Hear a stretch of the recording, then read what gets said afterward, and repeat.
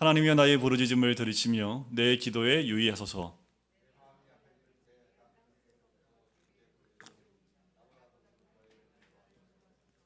주는 나의 피난처시요 원수를 피하는 견고한 망대이심이니이다.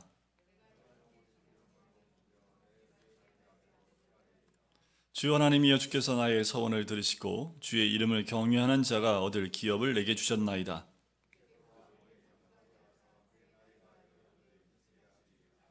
그가 영원히 하나님 앞에서 거주하리니 인자와 진리를 예비하사 그를 보호하소서. 그리하시면 내가 주의 이름을 영원히 찬양하며 매일 나의 서원을 이행하리이다. 아멘. 우리나라의 땅끝 마을 어딘지 아십니까? 땅끝 마을이라고 하면 딱 떠오르는 곳이 해남이죠. 해남. 남해라는 곳도 있습니다. 거기도 땅끝이지요. 왜 땅끝이라고 할까요? 더 이상 갈 데가 없기 때문에 땅끝이라고 얘기를 합니다.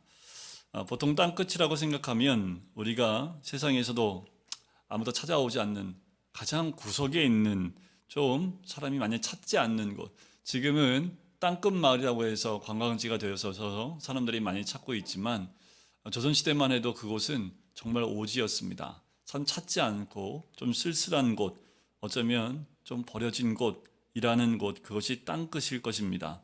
오늘 본문 2절에 보면 내 마음이 약해질 때에 땅끝에서부터 주께 부르짖으오리니 라는 말씀이 있지요. 이 시는 땅끝에 버려진 상태에 있는 하나님 백성이 기도와 찬송하고 있는 그 내용이다라고 볼 수 있습니다. 자, 오늘 다윗의 시이기 때문에 그러면 다윗의 땅끝이 어디 있을까? 배경이 나와 있지 않아요. 그런데 다윗이 겪은 땅끝이라고 한다면 아마도 압살롬의 반역에 의해서 쫓겨남을 당했을 때가 아닐까라고 짐작을 합니다. 학자들 다 이때가 다윗이 겪었던 가장 땅끝이었을 것이다 라고 짐작을 해요.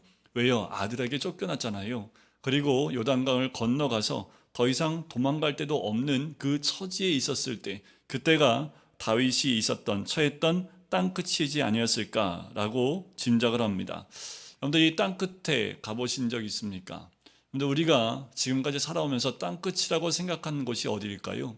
사람마다, 저마다, 우리가 제일 어린 게 우리 민설이지만 민설이도 땅끝이라고 하면 저 짧은 인생 가운데에도 땅끝이라고 생각하는 곳이 있겠지요.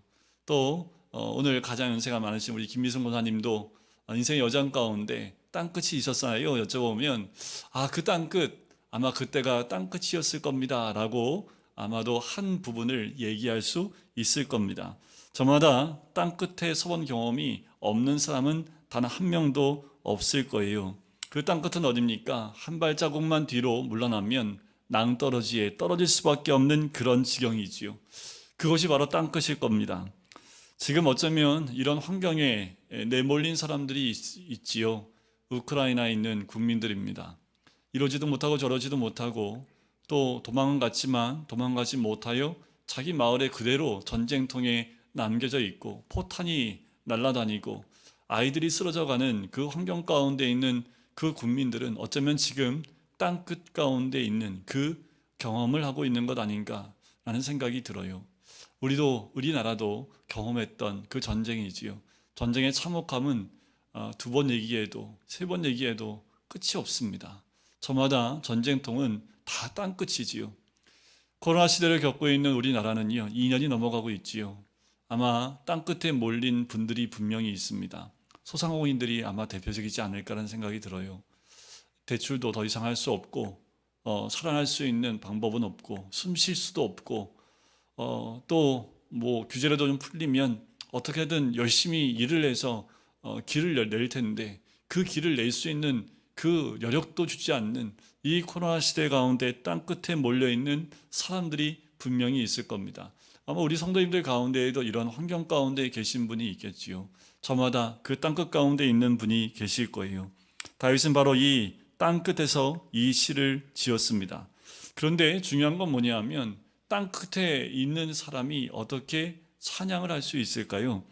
이것은 절대로 절망적인 환경 가운데 절망 가운데 쓰여진 그 시가 아니라는 겁니다. 오히려 다윗은 사람들에게 버림을 당한 후에 더욱더 하나님을 가까이 만나고 있다고 말할 수 있는 거지요. 인생의 벼랑 끝이 다른 사람들에게는 삶의 끝이 될지 몰라도 하나님의 백성들에게는 새로운 출발이 될 수 있는 것이지요. 이것이 믿는 사람과 믿지 않는 사람의 차이점이다. 저는 그렇게 생각을 합니다. 믿는 사람에게는 끝이 더 하나님을 가까이 하고 또 새롭게 출발할 수 있는 출발점이 된다라는 겁니다. 오늘 1절과 2절 말씀이 그렇지요. 자, 땅끝에 있는 사람이 하나님이여 나의 부르짖음을 들으시며 내 기도에 유의해달라고 내 마음이 약해질 때에 땅끝에서부터 주께 부르짖으오리니 나보다 높은 바위에 나를 인도해달라라고 이렇게 시작을 합니다. 그런데 기도에는 여러 가지 종류의 기도가 있습니다. 가장 대표적인 것은 두 가지로 나눈다면 부르짖는 기도와 묵상 기도가 되겠지요. 언제는 부르짖는 기도가 정말 필요할 때가 있지요. 환경에 따라서 묵상 기도가 필요할 때가 있습니다. 이게 이제 뒤바뀌게 되면 참 괴롭지요. 묵상 기도해야 되는데 막 부르짖고 있으면 참 힘들어요. 그런데 부르짖고 있어야 될 그때에 묵상 기도하고 있으면 참 그것도 맞지 않는 것 같아요. 여러분들 언제가 부르짖는 기도가 필요할 때입니까? 땅끝에 아닐까요? 이제 낭떠러지 앞에 있을 때 하나님께 울부짖으며 살려달라고 하는 그 애원이 있는 그 기도, 그게 부르짖는 기도 아닐까요? 지금 땅끝에서 이제는 죽음이 눈앞에 있음에도 불구하고 부르짖지 못하는 기도를 한다면 어쩌면 기진해서 더 이상 기도할 수 있는 힘도 없기 때문에 그 말을 어떻게 할 수 없는 상황이어서 더 애절한 모습으로 그렇게 기도하는 분도 있을 수 있을 겁니다.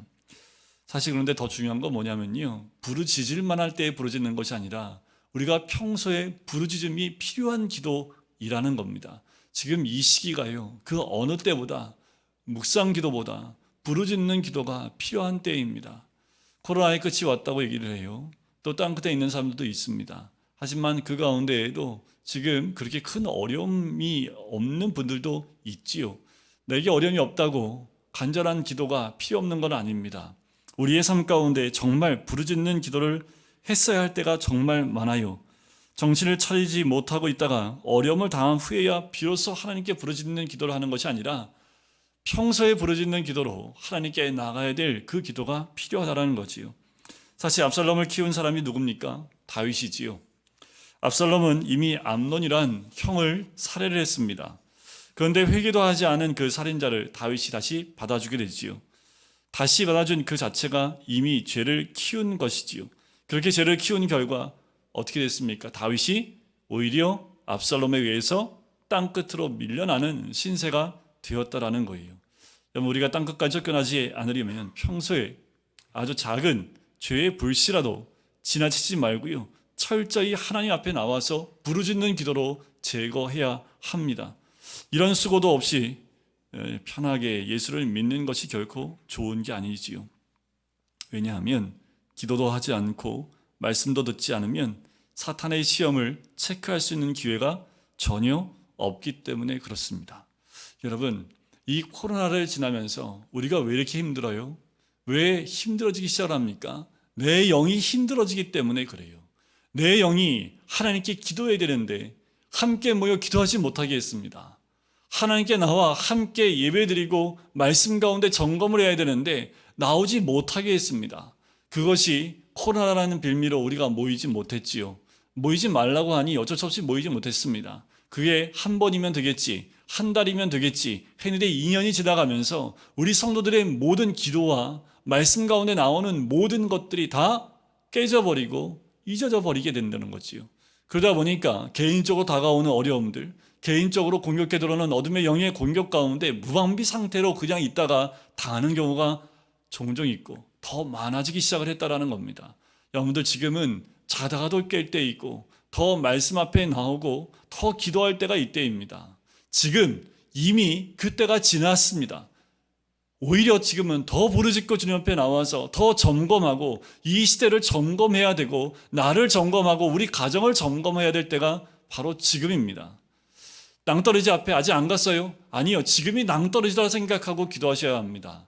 곧 우리 삶 가운데 내일 아니면 한 달 뒤에 아니면 1년 뒤에 그 낭떠러지가 올 수도 있어요. 그 전에 미리 우리 안에 그런 사단의 어려움들, 사단의 시험들을 체크해내서 죄를 잘라내는 일들이 우리 삶 가운데 반드시 있어야 된다는 겁니다. 다윗이 이것을 못했어요.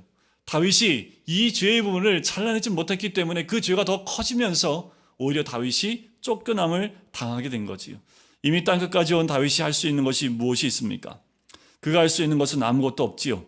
이미 밀려날 대로 밀려났기 때문에 더 이상 도망갈 데도 없습니다. 그때 다윗은 마지막으로 기도한다는 심정으로 1절 말씀처럼 나의 부르짖음을 들으시며 내 기도에 유의해 달라고 그렇게 간절한 마음으로 기도하기 시작을 한 겁니다. 그리고 다윗은 2절에 하나님 말씀을 드리기 전에 먼저 지금 자기 마음이 많이 약해져 있다고 고백을 하지요. 그리고 자기를 좀 더 높은 바위 위에 인도해 달라고 요청을 합니다. 이건 이런 의미가 있어요. 지금 땅떨어지 가운데 어쩌면 그의 마음과 그의 믿음과 신앙이 다 어쩌면 지금 그 땅 끝에서 바닥 가운데 내려와 있어서 아무것도 보이지 않는 상황 가운데 있는 지금 다윗의 환경입니다. 그래서 어떻게 해요? 다윗이 높은 바위 위에 올려달라고, 좀 앞을 보고 멀리 볼 수 있게 해달라고, 지금 내 눈앞에 아무것도 없고 깜깜하여 지금 절망 가운데 있는 나의 모습이 아니라 높은 바위 위에 올라가 하나님 저 멀리를 바라보며 세상과 저 끝에 있는 하나님 보여주신 그 땅을 바라볼 수 있도록 소망 가운데 다시 그 소망을 갖게 해달라는 그 간구가 2절 말씀 뒷부분에 나오는 거지요. 이 성도는 지금 당장 어렵다고 해서 눈앞에 어려움만 가지고 씨름하지 않고 좀 더 먼 하나님 나라의 미래를 내다보고 기도하려고 하는 모습입니다. 여러분들 성경에서 보면 땅끝에 서보지 않은 유명한 이 성경의 인물들이 없습니다. 다 땅끝을 한 번씩 다 경험해 봤어요. 여러분들 대표적인 사람이 모세이지요. 모세가 어떻게 땅끝에 갔나요? 자기 동족을 도와주려고 했다가 그 일이 발각이 돼서요, 어디요? 미디안 광야로 도망쳐 버립니다. 그 미디안 광야, 그냥 광야 가운데, 사막 가운데 도망쳐서 몇 년을 살아요? 40년을 살아요. 결국 모세가 어떻게 됐습니까? 말을 다 잊어버릴 정도로 그렇게 유창하게 40년 동안 애굽에서의 모든 교육을 다 받았음에도 불구하고 40년 동안 양하고만 대화할 수밖에 없는 환경 가운데 갑니다. 이게 말을 다 잊지요. 말이 어눌해질 수밖에 없습니다. 그런데 하나님이 이 모세를 어디서 불러요? 그 광야에서 부릅니다. 하나님 산 호렙으로 그를 불러요. 그리고 그에서 누구를 만납니까? 그 환경 가운데 하나님을 만나요. 하나님 만나고 그 자리에서 사명을 받게 되는 거지요. 성경의 모든 인물들은 땅끝에서 주님을 만납니다. 그리고 거기에서 주님 주신 사명을, 또 비전을 깨닫게 된다는 거지요. 오늘 말씀을 또 다른 인물도 함께 볼 텐데, 목사님 저는 비전이 뭔지 모르겠어요. 땅끝에 가보십시오. 이런 말 하면 또 무섭지요. 땅끝에 가라고 하면. 땅끝에 가야지만 깨닫게 되나요, 하나님? 목사님? 아니요. 부르짖는 기도를 해보십시오. 하나님이 깨닫게 하시고 말씀 가운데 하나님 깨닫게 하실 겁니다. 굳이 하나님이 모세와 같이 땅끝으로 내려가서 광야에서 40년을 살게 해야지만 그 사명을 받아들일 수 있는 사람이었기 때문에 어쩔 수 없이 모세를 데리고 나간 거지요. 삼손은 어떻습니까? 태어날 때부터 나실인으로 하나님께 드려진 사람이었습니다. 그런데 그가 잘 살다가 드릴라는 여인을 만나서 음탕함에 또 죄에 빠지게 되는, 음란한 죄에 빠지게 되는 모습을 봐요. 그래서 어떻게 됩니까? 블레셋이 잡혀가게 되지요. 그래서 눈알이 뽑히고 머리까지 다 밀리게 됩니다. 삼손의 땅끝은 어디일까요? 블레셋 감옥이었겠지요. 감옥에서 뭐 했을까요? 노예일로 햇빛도 보지 못하면서 계속 일을 하는 그곳에 있습니다. 그런데 그 땅끝에서 어떤 일이 벌어집니까? 삼손 머리를 밀어놨으니까 다시 머리가 안 자라나요? 그 어둠 가운데서도 머리는 자라지요. 아무리 블레셋 감옥이라 하더라도 하나님의 은혜는 막을 수 없는 거지요. 하나님께서는 삼손이 마지막으로 드리는 기도를 들으시지요. 한 번만 더 힘을 달라고 하나님께 간구합니다. 하나님이 삼손의 기도를 들으시지요. 힘을 주십니다. 그리고 삼손은 한꺼번에 블레셋 사람 3,000명을 죽게 하는 그 사건을 당하게 되지요. 삼손의 그 모습, 마지막에 죽였던 그 숫자가 평생 블레셋 사람과 싸워서 죽였던 숫자보다 더 많은 숫자를 그때 죽였다는 내용이 나옵니다. 그래요. 삼손도 땅끝에서야 하나님의 은혜를 깨달았던 모습을 봅니다. 그런데 엘리야는 어떤가요? 엘리야의 땅끝은 어디일까요? 엘리야가 겪었던 땅끝은 어디예요? 여러분들 혹시 엘리야처럼 로뎀나무 밑에서 죽기만을 바라는 그 심정 가운데 있는 분 계십니까? 여기가 좋사오니 그냥 여기서 죽겠습니다, 주님. 그냥 죽여달라고. 근데 엘리야가 어떤 사람이에요? 엘리야는 바알 제사장과 싸워서 이겼던 제사장이 선지자입니다. 불이 내려서 엘리야의 기도에 응답해 주셨지요. 더 나아가서 3년 반 동안 비가 오지 않았는데 하늘에서 비가 쏟아져요. 그 능력을 나타내면 너희들이 하나님 편에서 있든지 바알 편에 있든지 하라고 분명히 얘기했음에도 불구하고 그런 능력을, 그런 이적을 보았음에도 불구하고 이스라엘 사람이 죽게로 돌아오지 않아요. 더 나아가서 이세벨이라는 그 왕비가 엘리야를 체포해서 죽이라는 명령을 내립니다. 그래서 어떻게 엘리야가 도망쳐 나가는 거지요. 도망쳐서 로뎀나무 아래 침체돼서요, 하나님께 죽여달라고 기도를 합니다. 그래, 내가 너 죽여줄게. 그 기도에 하나님 응답해 주셨나요? 아니요. 그에게 더 이상 살 의미가 없는 엘리야에게 먹이십니다. 그리고 힘을 허락해 주셔서 그로 하여금 하나님 산 호렙으로 그를 다시 인도해 가는 모습을 봐요. 그리고 하나님의 음성을 듣게 하십니다. 불 가운데도 계시지 않았고 지진 가운데도 계시지 않았고 세미한 음성 가운데 계신 하나님의 음성을 들어요. 여러분, 죽여달라고 한다고 하나님이 죽여주십니까? 아니요. 그 땅끝 가운데 나갔을 때 하나님이 힘을 주시고 하나님의 음성을 들을 수 있는 곳으로 인도하시는 그 주님을 봅니다. 여러분들, 그곳으로 가야지요. 하나님이 예비하신 곳으로 가야지요. 거기서 주의 음성을 듣습니다. 지진 소리, 큰 소리, 천둥 소리, 아니요. 그 소리에도 없습니다. 능력이 나타나는 그 환경 가운데 주님이 들려주는 음성이 아니라 아무 소리도 들리지 않는 아주 세미한 음성 가운데 주의 음성을 듣고 하나님이 다시 그에게 사명을 주시는 것을 보게 되지요. 다윗은 아까도 말씀드린 대로 압살롬이 쫓겨나서 동편 광야로, 요단 동편 광야로 도망을 쳤지요. 그때 다윗은 더 나갈 곳이 없어서 그것이 그의 땅끝이 되고 말게 됩니다. 다윗이 더 정명할 수밖에 없었던 것은요, 바로 반역자가 자기 아들이었다라는 거지요. 아들이 죽었을 때 다윗이 어떻게 했던가요? 울었습니다. 내가 죽는 게 더 나을 걸 하면서 다윗이 울었어요. 아들이 반역을 저질렀는데 다윗이 이들을 이어서 무엇하며 더 이상 이 세상에서 무슨 소망을 가지겠습니까? 아버지로서 그 아들 죽음에 애통해하는 모습이 나오지요. 그러나 다윗은 거기에 더 이상 머물러 있으면 안 되었기에 더 이상 아들과 아버지 관계에서 이 문제를 생각하지 않기로 결정을 합니다. 다윗은 이 문제를 하나님 나라의 관점에서 보아야 한다고, 그리고 인간의 정을 생각하면 안 되고 하나님 나라를 생각해야 됨을 다윗은 알게 되지요. 그래서 다윗은 자신을 좀 더 높은 바위로 인도해 주셔서 더 멀리 바라볼 수 있게 해달라라고 기도를 드린 거지요. 그리고 압살롬과의 전쟁에서 승리하게 되는 겁니다. 여러분들, 예수님의 땅끝은 어디일까요? 예수님의 땅끝은 십자가겠지요. 예수님의 사역의 결정이지요. 십자가 위에서 우리 주님 부르짖는 기도가 뭐였습니까? 나의 하나님, 나의 하나님, 어찌하여 나를 버리시나이까? 그래요, 하나님은 예수님을 버리셨습니다. 하지만 그 이후에 3일 만에 하나님은 예수님을 죽은 자 가운데서 다시 살리시고요, 온 세상의 구주로 세우셨다라는 거지요. 여러분, 그 땅끝이 온 세상을 구원하는 구주로 우리 예수님이 우뚝 서는 자리가 땅끝이었고 그것이 십자가였습니다. 그리고 하나님께서 모든 죄를 용서하셨으며 예수님은 약속하신 성령을 아버지로부터 받아서 교회에 부으신 거지요. 저희가 이제 주일마다 나누고 있는 요한계시록은 사도 요한이지요.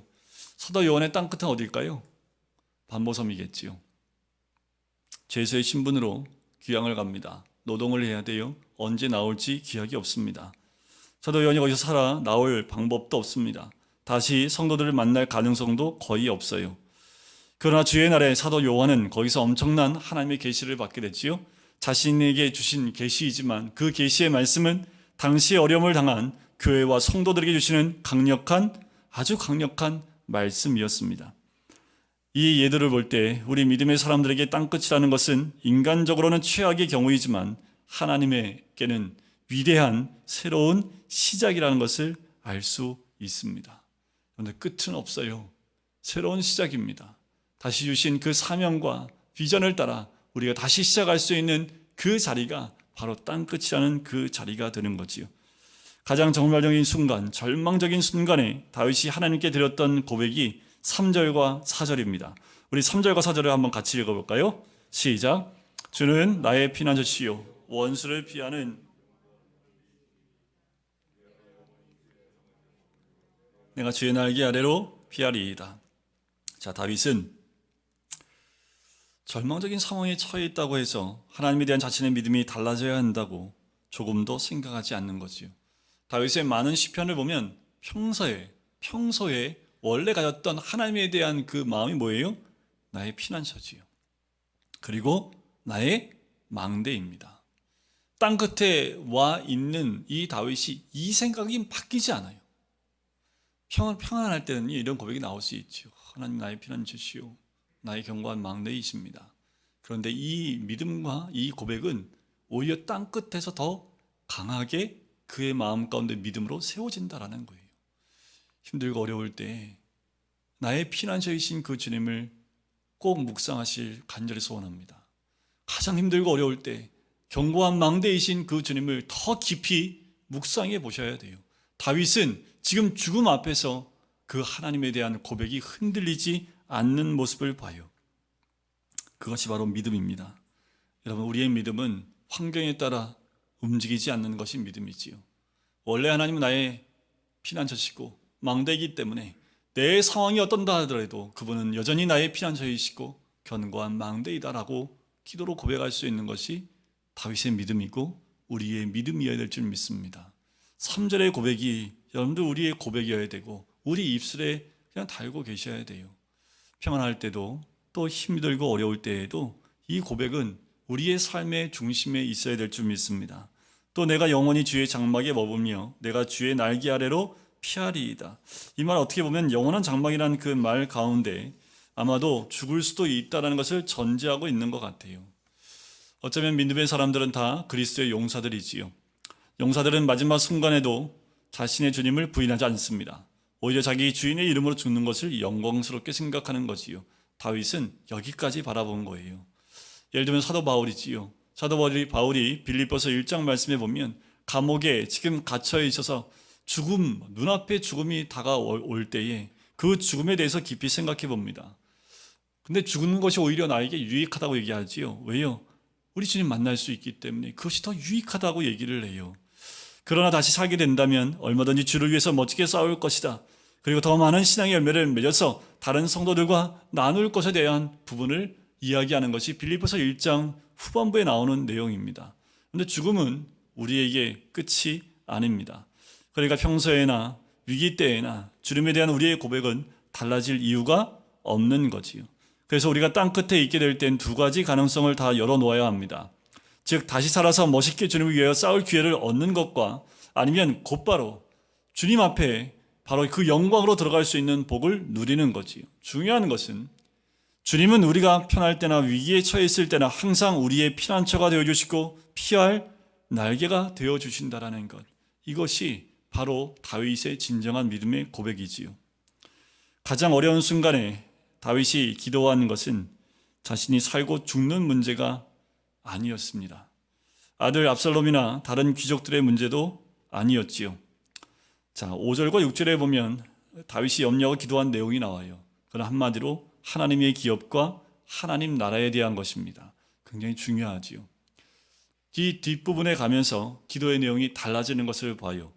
자, 주의 이름을 경외하는 자가 얻을 기업, 하나님의 기업이지요. 하나님의 나라입니다. 그것은 하나님께서 다윗에게 맡기신 거지요. 그것은 바로 하나님을 경외하는 자들의 기업인 이스라엘을 지키는 일을 얘기하겠지요. 다윗은 지금 하나님의 교회, 하나님의 나라를 지키는 그 일을 빼앗겨 버리게 된 거예요. 지금 압살롬에 의해서 또 반란군에 의해서 빼앗겨 버린 거지요. 다른 말로 표현한다면 이것은 영혼을 살리는 병원을 빼앗긴 것과 같습니다. 지금 러시아하고 우크라이나 전쟁 가운데 지금 러시아에서 하지 말아야 될 가장 중요한 행동을 했습니다. 병원을 폭격한 겁니다. 그거는 전 세계적으로 약속인데 일반 시민들이 있는 곳이나 병원이나 산부인과나 이런 병원들은 폭격하면 안 되는 것으로 전 세계로 금지되어 있는 상황인데 지금 그것까지 무차별적으로 공격을 하고 있는 그 모습을 봐요. 병원이 없어지면 치료받을 것이 없는 거지요. 지금 다윗이 그 부분을 얘기하고 있는 거예요. 악한 마귀가 노리는 것은요, 하나님의 교회를 빼앗아서 성령의 역사를 마비시키는 것입니다. 여러분들, 때가 가까이 올수록 더욱 이런 악한 마귀가 노리는 것은 하나님의 교회이고 하나님의 기업을 노립니다. 성령의 역사를 마비시키는 거예요. 영혼을 살리는 일을 감당하지 못하게 합니다. 여러분들, 이 2년을 거치면서 여러분, 영혼 살리는 일에 우리가 얼마나 관심을 가졌는지 생각해보고 뒤돌아보면 2년 동안 거의 전무했다라고 생각이 들 정도입니다. 왜요? 코로나라는 것이 사람 만나지 못하게 했습니다. 나가서 교회가 복음을 전하는 것에 질책을 당하고 손가락질 당하기 때문에 교회마다 이 영혼을 살리는 일에 적극적이지 못했던 2년의 시간들이었지요. 외부에서의 공격에 의해서 교회가 교회로서 역할을 감당하지 못하게 했던 겁니다. 더 무서운 건 뭐냐 하면 앞으로의 일입니다.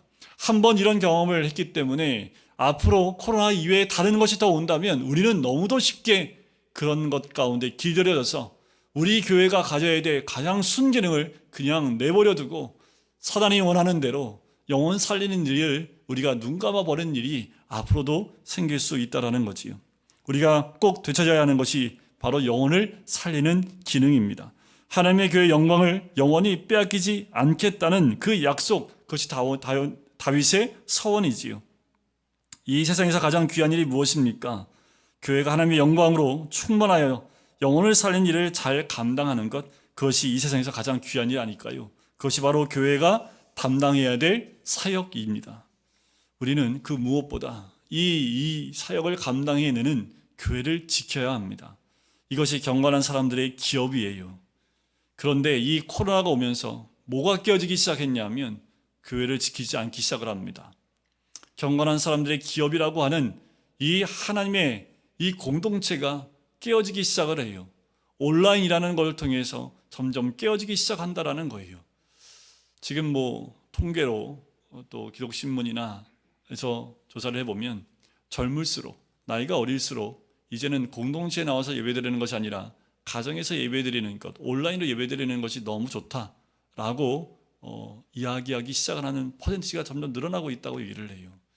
교회가 왜 필요한지, 하나님이 교회를 왜 세웠는지, 또 믿음의 공동체를 왜 세웠는지에 대한 부분을 생각하지 않고 내가 편하고 사람 볼 필요 없고 나만 하나님 경배하고 그 외의 시간 내가 가진다는 그 생각 때문에 코로나 가운데 사단이 원했던 그 교회에 모이는 그 교회의 순기능을 다 무너뜨려 버렸다는 거지요. 여러분들, 교회의 기능은 성령의 역사로만 회복할 수 있습니다.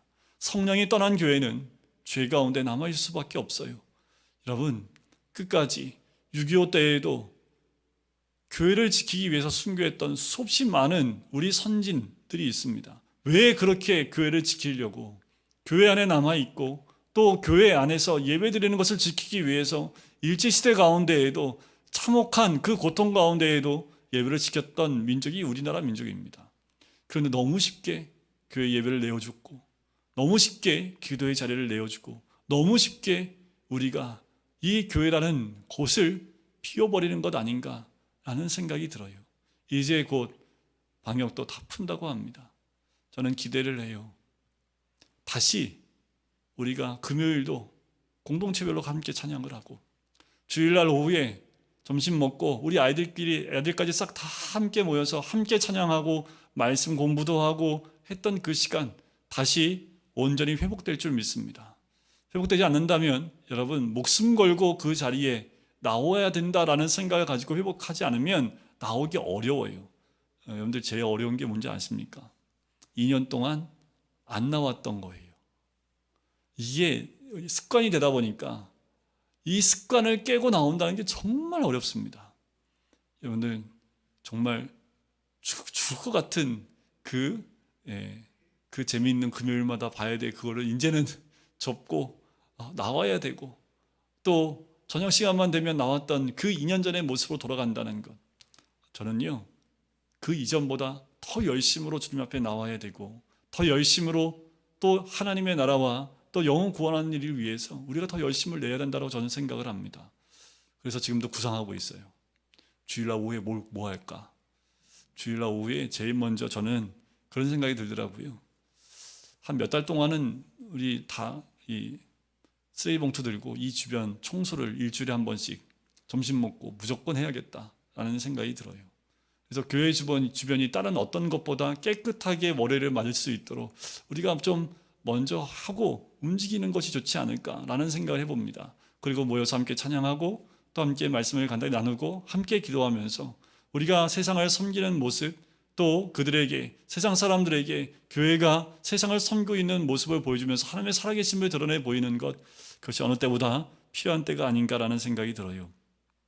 다윗은 주께서 왕에게 장수하게 하사 그의 나이가 여러 대에 미치게 하시리이다. 다윗이 말하는 왕이 누구일까요? 자기 자신이겠습니까? 누구든 좋아요. 다윗도 되겠지요. 그런데 하나님께서 약속하신 것은 다윗의 등불이 꺼지지 않게 해주시겠다라는 거예요. 신실한 종을 보내주시겠다. 다윗 자신일 수도 있겠지만 결국 이것의 완성은 그리스도가 이 땅에 오므로 완성이 됐지요. 하나님께서는 이스라엘을 위하여 기름 부음 받는 종을 보내실 것입니다.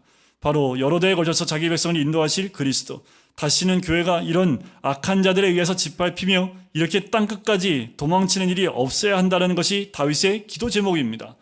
이 시간 이후로 우리의 기도 제목은 다시 코로나 때문에 우리 예배가 방해되어지고 코로나가 무서워서 다시 모이지 못하는 그 예배가 상실되어지고 내 삶의 중심에서 예배가 사라져버린 그때로 돌아가지 않기 위한 기도가 우리가 준비하는 기도가 되어야 합니다.